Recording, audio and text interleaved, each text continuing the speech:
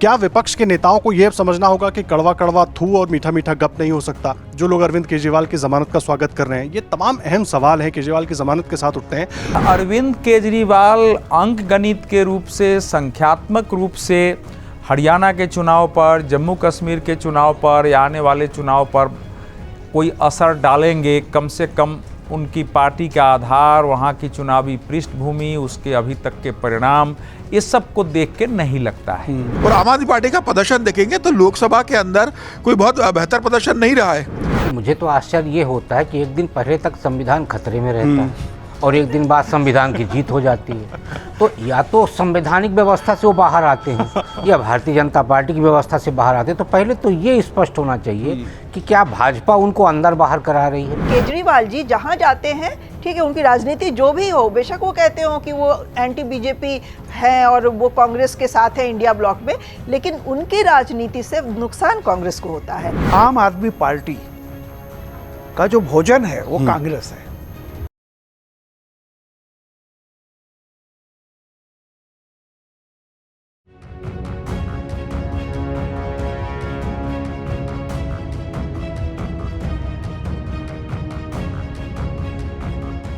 नमस्कार, अमर पर आपका स्वागत है। आपके साथ मैं हूं आदर्श झा। आप देख रहे हैं अपना पसंदीदा शो खबरों के खिलाड़ी। और देखिए, हरियाणा में चुनाव है, हरियाणा और जम्मू कश्मीर दोनों ही जगहों पर चुनाव है। और इस बीच जो एक मामला जो लगातार राजधानी में हर वक्त हलचल मचाया रहता था, वो था दिल्ली के मुख्यमंत्री अरविंद केजरीवाल की जमानत, जिसको लेकर बार बार सवाल उठते थे। मैंने चुनाव का जिक्र क्यों किया वो भी मैं आपको बताता हूँ, लेकिन पहले उनकी जमानत की बात, क्योंकि उनकी जमानत हुई, कल उनको जमानत मिली, उसके बाद वो जेल से बाहर आए। अब सवाल यह है कि अरविंद केजरीवाल, पहले उनकी पार्टी कोशिश कर रही थी और कांग्रेस पार्टी भी कोशिश कर रही थी कि हरियाणा में गठबंधन हो जाए, वो हुआ नहीं। अब अपने अपने तरीकों से दोनों ही पार्टियां चुनाव लड़ रही हैं। ऐसे में केजरीवाल के निकलने से क्या समीकरण वहां पर बनने वाला है, हरियाणा में खास करके, हरियाणा में भी, आगे भविष्य में महाराष्ट्र में भी देखेंगे। हालांकि कोर्ट ने जिन तमाम उनको नियमों के साथ छूट दी है, जमानत दी है, वो कितना मुश्किल होगा उनके लिए काम कर पाना, वो भी एक बड़ी बात है। दिल्ली के मुख्यमंत्री बाहर तो होंगे, लेकिन मुख्यमंत्री का दायित्व उस तरीके से नहीं निर्वाह कर पाएंगे, तो उनकी जमानत का दिल्ली की जनता के लिए कितना फायदा है, ये समझना भी बहुत महत्वपूर्ण है। और इसमें सबसे बड़ी बात, आपको याद होगा एक तस्वीर, जब प्रधानमंत्री नरेंद्र मोदी सीजीआई चंद्रचूड़ के घर पहुंचे थे गणेश पूजा में शामिल होने के लिए, आरती करते हुए वो तस्वीर थी। उसके बाद विपक्ष के कई नेताओं ने उस पर सवाल उठा दिए, न्यायपालिका तक पर सवाल उठा दिया। और उसके ठीक एक दिन, 2 दिन के बाद अरविंद केजरीवाल को जमानत मिल जाती है। क्या विपक्ष के नेताओं को यह समझना होगा कि कड़वा कड़वा थू और मीठा मीठा गप नहीं हो सकता? जो लोग अरविंद केजरीवाल की जमानत का स्वागत कर रहे हैं, ये तमाम अहम सवाल हैं केजरीवाल की जमानत के साथ उठते हैं। और उसी पर बात करने के लिए कि इसके सियासी मायने क्या होंगे, खास करके चुनाव में, और न्यायपालिका को लेकर जो सवाल उठाए गए, उस पर अब ये किस तरह का जवाब है और इसके बाद क्या जवाब होने चाहिए, वो समझने की कोशिश करेंगे। समीर सर हमारे साथ हैं, अवधेश जी हैं, रामकृपाल जी हैं, राकेश जी हैं, पूर्णिमा त्रिपाठी जी मौजूद हैं। आप सबका बहुत स्वागत है। समीर सर, आपसे मैं चर्चा की शुरुआत करूंगा। शुरुआत में वहीं से करूंगा, क्योंकि देखिए, बात यही हो रही थी, जब प्रधानमंत्री नरेंद्र मोदी की वो तस्वीर आई, संजय राउत से बयानबाजियों का सिलसिला शुरू हुआ था, सबने उस पर सवाल उठाना शुरू कर दिया था। अब तो केजरीवाल, जिनके लिए सब कह रहे थे कि उनको जमानत मिलनी चाहिए, उदाहरण दे रहे थे, हेमंत सोरेन को मिल गई, उनको जमानत मिल गई सुप्रीम कोर्ट से, उसी सुप्रीम कोर्ट पर तमाम सवाल उठ रहे थे। एक तो ये, और दूसरा, केजरीवाल के बाहर आने के बाद हरियाणा के समीकरण में क्या बदलाव होगा, और होगा तो कैसे होगा?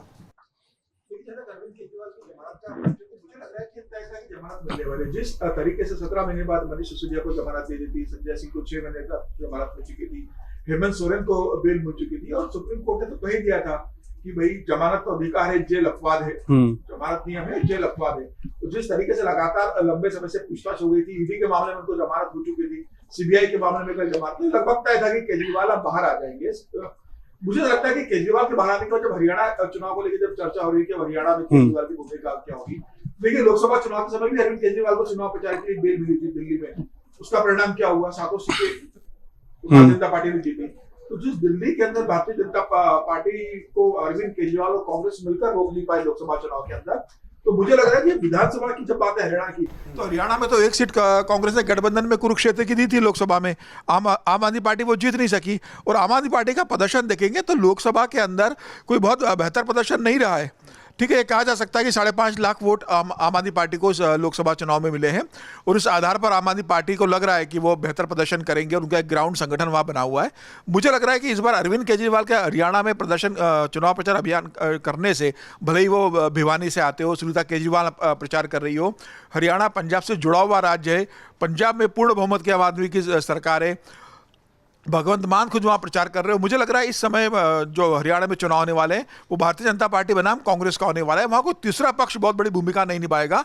जेजेपी जो 2019 के अंदर 10 सीटें जीतकर भारतीय जनता पार्टी के साथ सरकार बनाई थी, दुष्यंत चौटाला भी इस बार अलग चुनाव लड़ रहे हैं। उन्होंने भले ही गठबंधन वहाँ पर दूसरे छोटे दलों से कर लिया हो, इंडियन नेशनल लोकदल ने वहाँ पर बसपा से गठबंधन कर लिया हो, लड़ाई भारतीय जनता पार्टी और कांग्रेस के बीच में है। और मुझे लग रहा है कि कांग्रेस इस समय बहुत कंफर्टेबल पोजीशन में मुझे नजर आ रही है। हालांकि भारतीय जनता पार्टी और कांग्रेस दोनों में के अंदर बगावत देखने को बहुत ज़्यादा मिली है इस बार।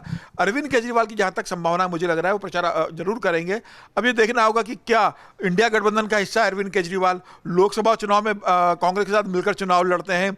कुरुक्षेत्र में जब प्रचार करने जाते तो कहते हैं कि भारतीय जनता पार्टी को हराना है, कांग्रेस और आम आदमी पार्टी के संयुक्त उम्मीदवार को जिताना है। क्या अब विधानसभा चुनाव में अरविंद केजरीवाल इंडिया गठबंधन का हिस्सा होते हुए भी क्या तीखा हमला कांग्रेस के ऊपर करेंगे?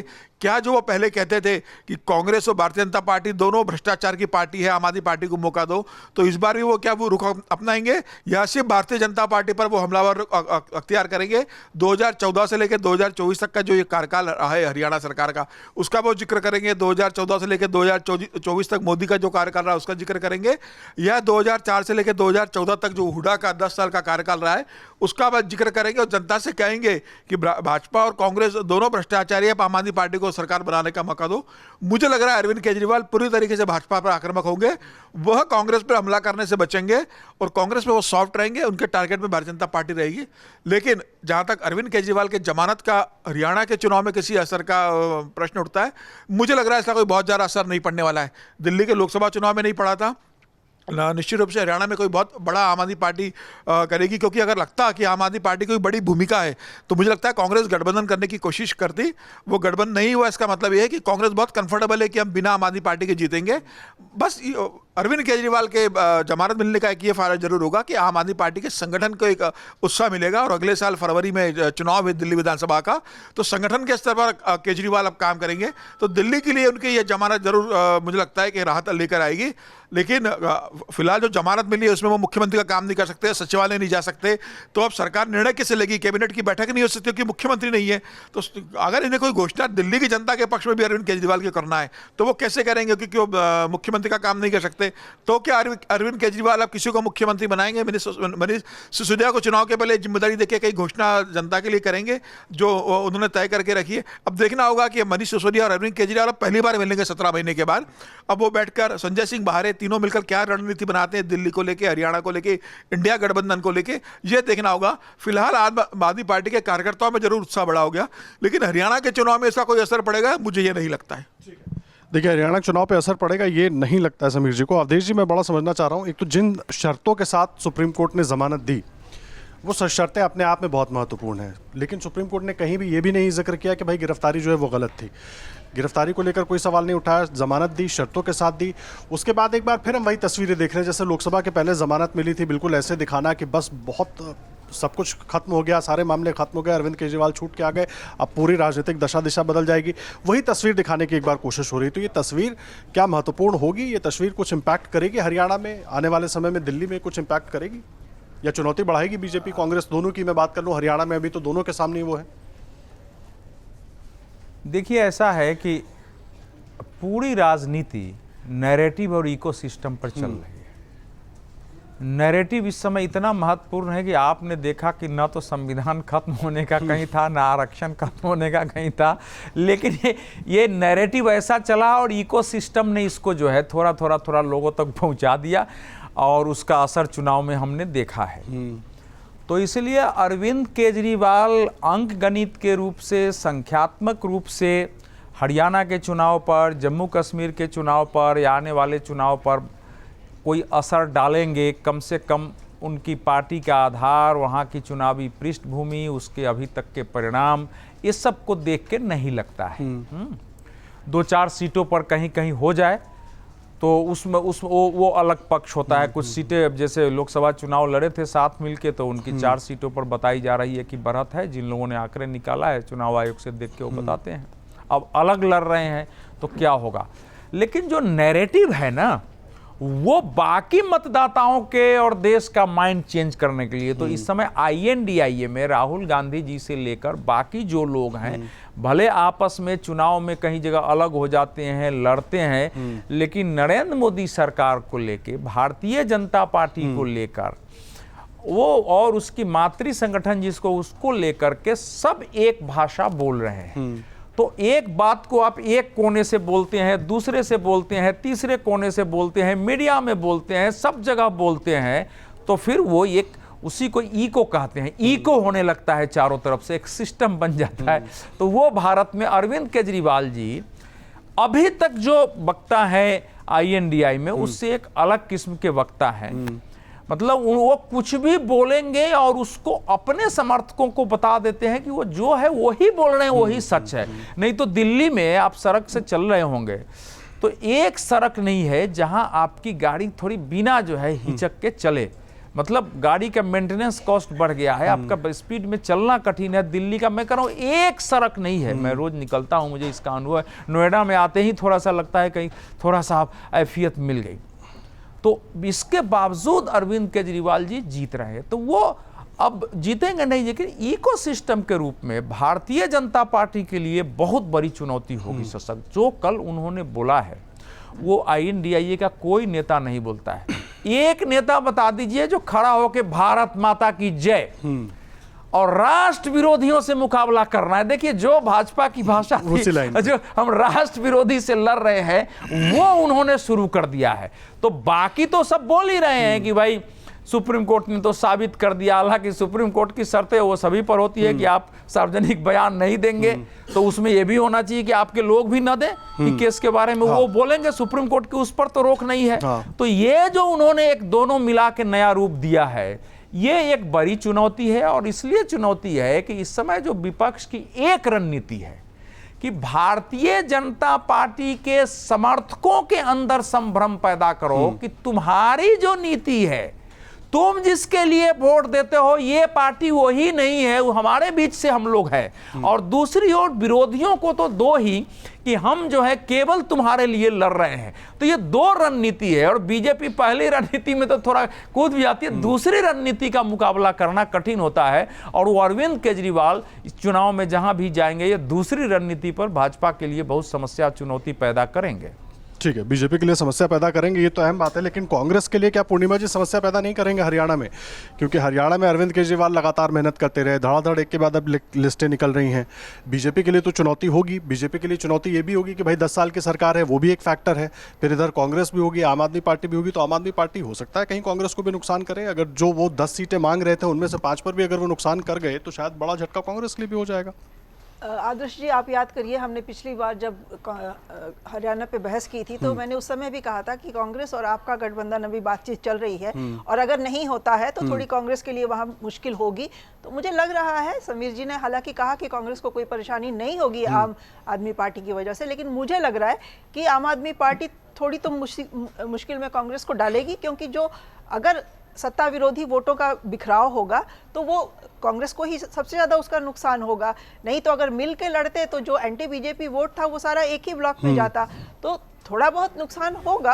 अब फील्ड सर्वे, चूंकि मैंने हरियाणा में जाके अभी लोगों से मिलके ज़मीन पे क्या चल रहा है ये अभी नहीं इसकी जानकारी है मुझे, लेकिन थोड़ी कांग्रेस की मुश्किल होगी। और अच्छा होता कि अगर गठबंधन हो गया होता तो थोड़ा आसान हो जाता। दूसरा, एक जो इनहेरेंट कॉन्ट्रडिक्शन है इंडिया ब्लॉक की राजनीति का, वो भी इस समय दिखाई दे जाएगा कि भाई आप एक लेवल पे तो कहते हैं कि हम सब साथ में हैं और वहाँ आप एक दूसरे के खिलाफ लड़ रहे हैं। ठीक है, अरविंद केजरीवाल हो सकता है कांग्रेस पे उतना हमला ना करें, बोले बीजेपी के खिलाफ ज्यादा, लेकिन जो उनकी राजनीति रही है, हमने देखा है जहां जहां गए हैं उन्होंने कांग्रेस को नुकसान पहुंचाया है। आप गुजरात से देख लीजिए, गुजरात में बेशक कांग्रेस की बहुत ज्यादा सीटें नहीं आई, लेकिन 15% वोट चूंकि आम आदमी पार्टी ले गई थी तो कांग्रेस को नुकसान हो गया।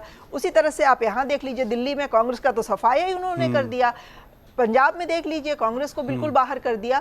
तो केजरीवाल जी जहां जाते हैं, ठीक है, उनकी राजनीति जो भी हो, बेशक वो कहते हो कि वो एंटी बीजेपी हैं और वो कांग्रेस के साथ है इंडिया ब्लॉक में, लेकिन उनकी राजनीति से नुकसान कांग्रेस को होता है। और इसमें भी अगर थोड़ा बहुत होगा नुकसान तो वो कांग्रेस को ही होगा। हालांकि बीजेपी को भी हरियाणा में केजरीवाल नुकसान पहुंचाएंगे, क्योंकि वो जो जिस समाज से वो खुद आते हैं वो ट्रेडिशनली बीजेपी का वोटर रहा है, और अगर उस समाज में इनके प्रभाव की वजह से कहीं वोट कटेंगे तो बीजेपी को भी नुकसान उससे पहुंचेगा। तो दोनों तरफ चूंकि नुकसान पहुंचा रहे हैं, तो अब किसको कितना ज्यादा नुकसान हुआ, कम नुकसान हुआ, वो हम 8 तारीख को देखेंगे। वो तो चुनाव के बाद ही। हाँ, वो हम 8 तारीख को देखेंगे, लेकिन मुश्किलें दोनों तरफ से हैं। दूसरा, केजरीवाल जी की एक जो राजनीति है, जैसे हमने लोकसभा इलेक्शन के पहले भी देखा था, ठीक है, हम जुडिशरी पे सवाल नहीं उठाएंगे, लेकिन जो भी उनके बेल अंदर आने जाने का जो सिलसिला है, जेल से निकलना, जेल के अंदर चले जाना, वो बीजेपी को बहुत सूट कर जाता है। अब उसमें पीछे क्या इक्वेशन काम करते हैं मुझे नहीं पता, लेकिन ये जरूर है कि वो अंदर आते जाते बीजेपी को फायदा पहुंचा जाते हैं। तो ये तो आपने देखना होगा। ये तो आपने वैसा सवाल उठा दिया राकेश सर, जैसे राम रहीम की जो पैरोल मिलती है तो उनको लेकर जो बार बार सवाल उठता है, क्या वाकई ऐसी सिचुएशन है कि अरविंद केजरीवाल जेल से छूटते हैं चुनाव के पहले और बीजेपी को फायदा मिल जाता है, क्योंकि जेल का जवाब वोट से तो जनता ने दिया नहीं। वो तो हमने देख लिया था कैंपेन लोकसभा के दौरान, पंजाब में भी, दिल्ली में भी।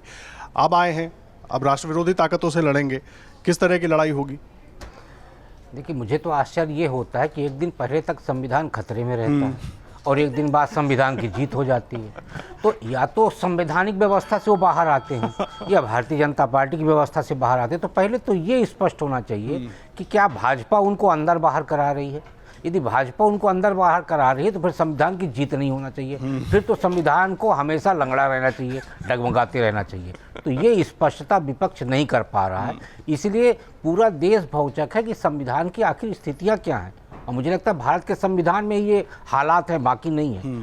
फिर केजरीवाल जी के आने का एक इम्पैक्ट ये समझिए कि केजरीवाल जी बड़े चमत्कारी व्यक्ति हैं। जब मई में आए थे तो उन्होंने एक नैरेटिव तय किया कि भाई साहब, अब की बार यदि इनकी 400 सीटें आ गई, 370 सीटें आ गई, तो सबसे पहले वो योगी आदित्यनाथ को बदल देंगे। अब वो कितना चला या नहीं चला, लेकिन जो परिणाम आया उससे ये माना गया कि इनकी भविष्यवाणी सही साबित हुई, और इसीलिए उत्तर प्रदेश की जनता ने भारतीय जनता पार्टी को ज़्यादा सीटें नहीं जिताई।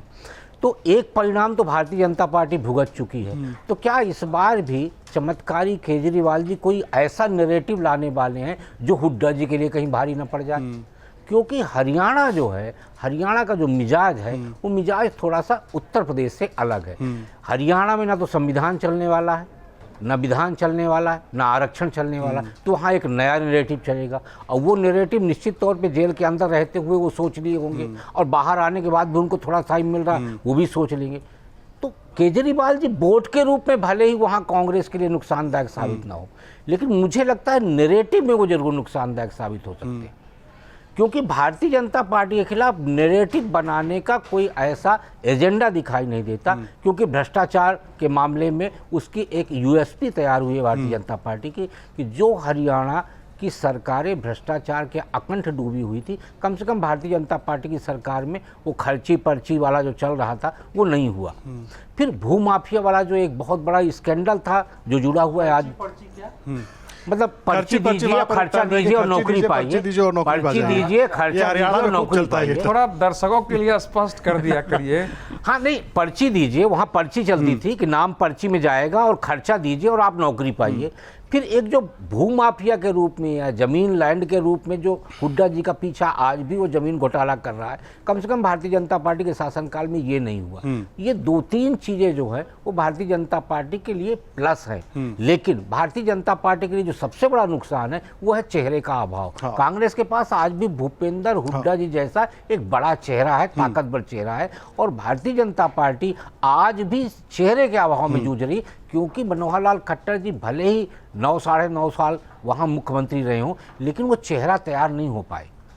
तो ये तमाम विसंगतियां हैं। इन विसंगतियों के बीच में ये कह देना कि कोई भी गठबंधन प्रभावी नहीं होगा, मुझे लगता है 90 सीटों में करीब 20 सीटें ऐसी थी 2019 में जहां 2-2, 3-3 हज़ार वोटों से जीत हार हुई है। वहां ये छोटे छोटे गठबंधन यदि 4-4, 5-5 हज़ार वोट भी ले गए तो वो कहीं ना कहीं भारतीय जनता पार्टी और कांग्रेस को नुकसान पहुंचाने के लिए पर्याप्त होंगे। ठीक है, चुनौती दोनों के सामने होगी। रामकृपाल सर, आखिरी प्रतिक्रिया आपकी इस पर, क्योंकि अरविंद केजरीवाल अब जेल से बाहर आ गए हैं। हरियाणा पर फोकस तो उनका बहुत पहले से रहा, बहुत कोशिशें करते रहे हैं, गठबंधन की भी कोशिश हुई, बात नहीं बन पाई। अब जो तमाम चुनौतियां सारे लोग गिना रहे हैं उसमें किस तरीके से और देखें, क्योंकि मुझे ऐसा लग रहा है कि अगर वो कांग्रेस पर उस तरीके से हमला करते हैं वहाँ पर, फिर अभी दिल्ली में चुनाव होने हैं, फिर क्या दिल्ली में इंडिया अलायंस की बात होगी? और मुझे लगता नहीं, क्योंकि अरविंद केजरीवाल जैसे कांग्रेस वहाँ कंफर्टेबल दिख रही है हरियाणा में, वैसे यहाँ पर अरविंद केजरीवाल अपने आप को कंफर्टेबल मान रहे हैं। तो इस तरह की परिस्थितियाँ भी बनेंगी तो फूक फूक कर कदम तो हर तरफ से रखना होगा।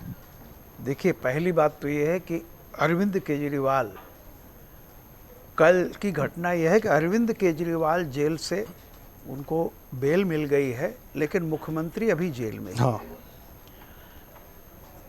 दूसरी बात, हरियाणा का चुनाव सामने है तो हम, लेकिन आप एक बात समझ लीजिए, जो अभी पूर्णिमा जी ने कहा कि केजरीवाल आम आदमी पार्टी का जो भोजन है वो कांग्रेस है। अभी तक जो उसको सफलता मिली है वो कांग्रेस को निकल के ही मिली है, चाहे वो दिल्ली हो, चाहे वो पंजाब हो। अब तीसरा हरियाणा है, और केजरीवाल जी का आम आदमी पार्टी का लक्ष्य बहुत साफ है। उनको ये पता है कि अगर हम राष्ट्रीय पार्टी हैं, बन चुके हैं राष्ट्रीय पार्टी, अब उनका अगला लक्ष्य है कि कांग्रेस को रिप्लेस करके नंबर 2 की पार्टी होना। जो भी कर रहे हैं वो, गुजरात में वो लड़े, वो जानते थे कि हम कुछ नहीं मिलने वाला है, लेकिन वोट परसेंट बढ़ जाने से हम राष्ट्रीय हो जाएंगे। और याद होगा, रिजल्ट आते ही वहाँ मिठाइयाँ बंटने लगी। हम लोग सोच रहे थे कोई सीट उठ मिली है क्या, तो पता चला कि ना राष्ट्रीय पार्टी हो गए। बहुत सिंपल सी बात है। केजरीवाल ये जानते हैं कि क्षेत्रीय जो तगड़ी क्षेत्रीय पार्टियां हैं, उनके मुकाबला करना केजरीवाल के लिए मुश्किल है। जहां भी है, जहां कांग्रेस है, और वहां पे अगर बीजेपी थोड़ी कमजोर है तो कांग्रेस को निकल करके आप कांग्रेस की जगह ले लो। आप पार्टी का लक्ष्य ये है। ये इंडिया अलायंस और फलाना मेरे तो समझ में नहीं आता। कभी पंजाब में आप एक दूसरे के दुश्मनी, मतलब आप प्रतिद्वंदी थे, दिल्ली में साथ हैं, हरियाणा में प्रतिद्वंदी हैं। तो ये देखिए, केजरीवाल जी की निगाह इस बात पर नहीं है कि हरियाणा में कितनी सीटें पाएंगे, जैसे इन्होंने कहा। और मैं ये कह रहा हूँ कि अजीब चीज़ है जो दिखाई कल दे रहा था पूरे चैनल पर, जैसे कि बीजेपी बड़ी डिफेंसिव हो गई केजरीवाल के बाहर आते ही। हकीकत ये है जो आप करें, केजरीवाल जी अगर जाएंगे हरियाणा में तो किसका, गैर भाजपाई वोट को ही तो पाएंगे ना, चाहे वो 10 वोट हो, 20 वोट हो, 30 वोट हो, बहुत सारा। वो जो भाजपा विरोधी वोट है, वो बीजेपी वहाँ जीतती है नहीं जीतती, मैं उसकी बात नहीं कर रहा हूँ, लेकिन जो भी एंटी बीजेपी वोट है उसमें निश्चित तौर पर सेंध लगेगी। वो मायावती की तरह की कहीं नहीं होती। जैसे आजमगढ़ में जब मायावती अखिलेश एक साथ थे तो अखिलेश जीत गए थे, और जब उसके बाद दोबारा बाई इलेक्शन हुआ तो मायावती एसपी से अलग हो गई और बीजेपी कम वोट पा करके जीत गई। तो इलेक्शन में समीकरण देखिए, अगर मैं नहीं जानता कितना मिलेगा उनको, और कभी ये नहीं सोचना चाहिए कि 5 साल पहले क्या था। 5 साल पहले बीजेपी भी बंगाल में 3 सीटों पर थी, 5 साल के बाद 73 सीट पे आ गई, और आप पार्टी कहीं भी नहीं थी। कौन जानता था दिल्ली में इस तरह से हुआ, पंजाब में हुआ। तो उनका बहुत पहले से, जब योगेंद्र यादव इसमें थे, तब से हरियाणा उनके उस हिट लिस्ट में है कि हम हरियाणा में ऐसा कुछ जहां कांग्रेस और बीजेपी की लड़ाई हो, अगर बीजेपी कमजोर होती है तो हम कांग्रेस को हमला करेंगे। अब ये क्या होता है नहीं। दूसरा, एक जो बात अभी आपके लोग कह रहे थे, राशिद इंजीनियर को जब बेल मिली है तो लोगों ने कहा कि ये बीजेपी की साजिश है ताकि नेशनल कॉन्फ्रेंस और कांग्रेस का नुकसान हो जाए, नुकसान हो। एक आध लोग कह भी रहे हैं, आपके यहाँ मैं देख रहा था कि ये बीजेपी की साजिश है, कि कल को ये तक न कह दें कि मोदी जी इसीलिए गए थे चीफ जस्टिस के यहाँ कि छोड़ दो इनको। मैं एक लाइट मूड में बात कर रहा हूँ। हकीकत देखिए ये है कि अभी ये हरियाणा में क्या होगा मैं नहीं जानता, लेकिन एक राष्ट्रीय राजनीति में केजरीवाल का जो कल का भाषण है, ये समझ में नहीं आ रहा था कि वो गैर राष्ट्रवादी ताकतों, कम से कम बीजेपी की तो ये इमेज है ना कि राष्ट्रवाद की वो है, तो ये राष्ट्र विरोधी ताकतों से मैं लड़ूंगा। वो राष्ट्र विरोधी ताकतें कौन है? या तो आप अगर कह रहे हैं कि बीजेपी राष्ट्र विरोधी है, हालांकि ये बात जनता के तो गले उतरेगी नहीं, तो फिर बाकी राष्ट्र विरोधी ताकतें कौन सी? वो जो कल कह रहे थे कि 100 हाँ और राष्ट्र विरोधी ताकतों के खिलाफ मैं लड़ूंगा, मैं कट्टर राष्ट्रवादी हूँ और सारी चीज़ें, तो ये बड़ा दिलचस्प होगा। तो मैं ये नहीं कह रहा हूँ, सिर्फ इतनी बात है कि और केजरीवाल जी चूंकि उनको सरकार मुख्यमंत्री के काम से छुट्टी मिली हुई है, तो अब पूरी एनर्जी वो पार्टी के हित में, वो पूरी ऊर्जा वहाँ लगाएंगे, बाकी जगह इशारों से काम चलेगा। तो ये प्रतीक्षा रहेगी कि ये आपका बाहर आना, मुझे ऐसा लगता है कि ये निश्चित तौर पर कांग्रेस के लिए चुनौती है और कांग्रेस अंदर खाने इस बात को समझ भी रही है। और एक बात हमें नहीं भूलनी चाहिए कि शराब घोटाले का जो पहला मामला किसी ने उठाया था, अजय माकन ने, हाँ और अजय माकन ने ही अरविंद केजरीवाल की गिरफ्तारी और उनकी बर्खास्तगी की मांग की थी। कल मैं अजीब विचित्र हालत देख रहा था कि जब कांग्रेस उनकी रिहाई को लोकतांत्रिक बता रही थी, अजय माकन का कोई ट्वीट आया है या नहीं मैं नहीं जानता, लेकिन दिलचस्प यह है कि जनता ऐसा नहीं होता सब कुछ भूल जाती है, जनता को याद रहता है। नतीजे क्या होंगे मैं कह नहीं सकता। ठीक है, नतीजे क्या होंगे वो तो देखते हैं, लेकिन एक बार जिन कमेंट्स का आप जिक्र कर रहे थे, देखिए प्रकाश भारत लिखते हैं, आज जुमलेबाज और तानाशाही की बुरी हार हुई है और जुमलेबाज और तानाशाह को सबक सिखाना है, देश को बचाना है। अलग अलग कमेंट्स हैं। ऐसा बेल किस काम का, ब्रजेश कुमार तिवारी लिख रहे हैं, किस काम का जब केजरीवाल सीएम का काम ही नहीं कर पाएंगे। ये तमाम सवाल लोगों के मन में हैं। राकेश कुमार विश्वकर्मा लिखते हैं, मानहानि का केस करिए सीबीआई के खिलाफ। सबकी अलग अलग प्रतिक्रियाएं हैं। यतेंद्र लिखते हैं, सही जांच हो तो भाजपाई ही जेल जाएंगे। तमाम अलग अलग सवाल हैं, लेकिन देखिए केजरीवाल को बेल मिलने के बाद क्या कुछ सियासी समीकरण बनेंगे। और ये जो बेल है, जिस तरीके से रामकृपाल जी ने एक बात कही कि केजरीवाल को तो जमानत मिल गई लेकिन मुख्यमंत्री जेल में है, इस परिस्थिति में दिल्ली की जनता का क्या होगा। ठीक है, बहुत समय है, हरियाणा के चुनाव में पूरी ताकत लगाएंगे, उसके नतीजे क्या होंगे, किसका नुकसान किसका नफा होगा, वही जानने समझने की हम कोशिश कर रहे थे। और आपको क्या लगता है कि किस तरीके से और इन मुद्दों पर तमाम बातें होनी चाहिए, और आपके मन में जो सवाल हैं वो सवाल भी आप हमारे कमेंट बॉक्स में आकर लिख सकते हैं, ताकि अगले शो में हम अपने तमाम खास मेहमानों से उन सवालों का भी जिक्र करें, उन पर जवाब भी लें, उनकी राय भी जानें और क्या परिस्थितियां बनती हैं उससे भी लगातार आपको अपडेट करते रहेंगे। और देश और दुनिया की हर बड़ी और ज़रूरी खबर के लिए आप अमरुजाला.com पर लगातार बने रहिएगा। धन्यवाद। अगर आप ये वीडियो YouTube पर देख रहे हैं तो हमारे चैनल को सब्सक्राइब करें और बेल आइकन को दबाना ना भूलें। अगर आप Facebook पर ये वीडियो देख रहे हैं तो हमारे पेज को लाइक करें।